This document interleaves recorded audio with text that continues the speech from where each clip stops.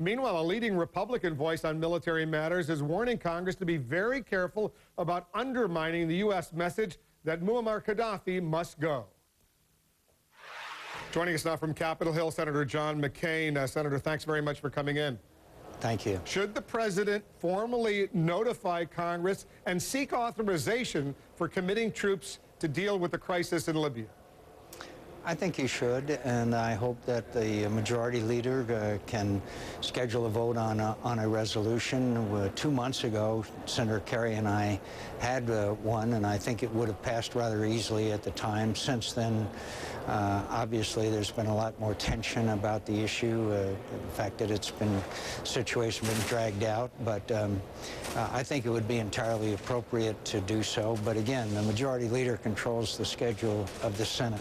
That would be Harry Reid. Are you in agreement with some of your Republican colleagues and even a few Democrats who are suggesting he's violating the law right now by not seeking such formal authorization? I think that you could make that argument, but it's also true that other presidents have ignored the War Powers Act in one way or another. And I hope that we can get some more information over to the Congress. I think one of the mistakes that the administration has made is that there hasn't been enough meetings with congressional members of Congress, enough information. There is understandable resentment that we go to the Arab League and to NATO, but not to Congress. A lot of that is understandable. But let me make one point very clear here, Wolf. I think that a prohibition on ground troops is not only non-appropriate, I think it's unconstitutional. And I believe that if the Republicans continue to push such a thing, it could be viewed as partisanship, in my view, because no one believes that we are going to send ground troops in to Libya. So to have a, quote, prohibition for that could only mean that we are somehow taking shots at the president. I would hope that we would, in a resolution, approve of the president's policy, which is not to send ground troops into Libya. You see my point? Of course I understand your point, but are you expecting the White House to try to remedy this issue in the coming days or weeks and get that kind of resolution before you? Well, my understanding is that the White House will be sending over a report and lots of information about what we've done. And although it's very late, they're going to send over, I understand, detailed information. And then I think it would be perfectly fine if we move forward with a resolution. But I can assure you it's going to be much more difficult with a lot more amendments and a lot more debates if we'd have done this a couple of months ago. And a lot of it is understandable frustration on the part of members of Congress, but that does not mean that we act in an unconstitutional fashion, which in my view, the only way that Congress can act is to cut off funding. That's what we did after to end the Vietnam War, as you remember, and that's the only power that Congress has. Congress cannot dictate to the commander-in-chief. Compare and contrast, if you will, Gaddafi and Bashar al-Assad in Syria, because arguably what Bashar al-Assad is doing in Syria is at least as bad as what Gaddafi was doing in Libya, if not a whole lot worse. Yet the U.S. still has an embassy in Damascus, still has full diplomatic relations. Yes, sanctions have been imposed, but do you think what Bashar al-Assad is doing is even worse than what Gaddafi is doing?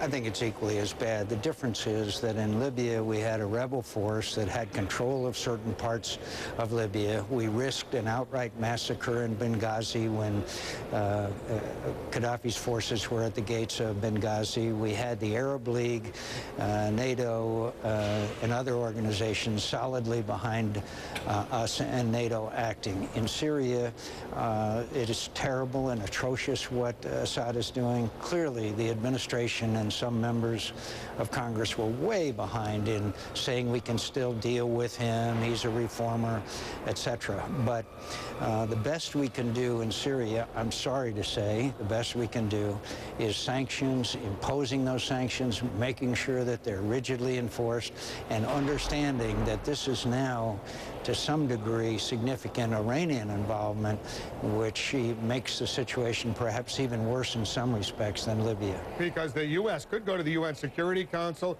could seek NATO involvement, similar to what the U.S. and NATO are doing in Libya, but you're not recommending that, at least not now. I don't know how you would do it, Wolf. That's the problem, in my view. I don't know exactly how that could be accomplished. And as I said, in Libya, we had an area that was controlled by the rebel forces or the liberation forces, and we knew how we could be of assistance. In Syria, it's town by town, city by city. It's atrocious and outrageous. And I think that the best way we can handle them is to give them handle this situation, is to give them all our moral support, all our condemnation, sanctions as much as possible, and other punitive measures that are non-military to try to assist them. I'm very worried that Bashar will repress these freedom fighters and with the utmost brutality. On Libya, would you support using some of the $33 or $34 billion in frozen Gaddafi assets in the United States to give them to the opposition in Libya for humanitarian purposes, or an idea that I've had over these last several months, reimburse U.S. taxpayers for what it's costing the United States to liberate Libya? I would give them all their money because it is their money. They are the legitimate voice of the Libyan people. I'd give it all to them. But they have made no bones about the fact that they would be willing and perhaps even glad to reimburse the United States and our allies for the expenses that were incurred in helping them achieve their freedom. There's not only the $30 billion. As you know, this is a country of 5 million people with vast oil reserves. So they want to be able to get a hold of this money for a whole variety of reasons, including the fact that Gaddafi subsidized the commodities, and they've got to continue that for the benefit of the Libyan people. And by the way, Gaddafi is crumbling. There's no doubt about that. And for us to engage in a debate whether to prohibit ground forces or not, again, is a foolish exercise, because I know of no one who wants to send ground forces in. You see my point? Yeah, of course. And let me just ask one final question. When will the White House make its case to you, to the Congress, about Libya? When do you expect that formal notification to come forward? I would hope that there is some information coming forth in the next day or two. I would hope. I've urged them to do that. And then, obviously, it's in coordination with the majority leader if we want to take up another resolution. And Senator Kerry and I are working together to try to have a resolution that would satisfy everyone. It would have been a lot easier a couple of months ago, my friend. Senator McCAIN, as usual, thanks very much. Thank you.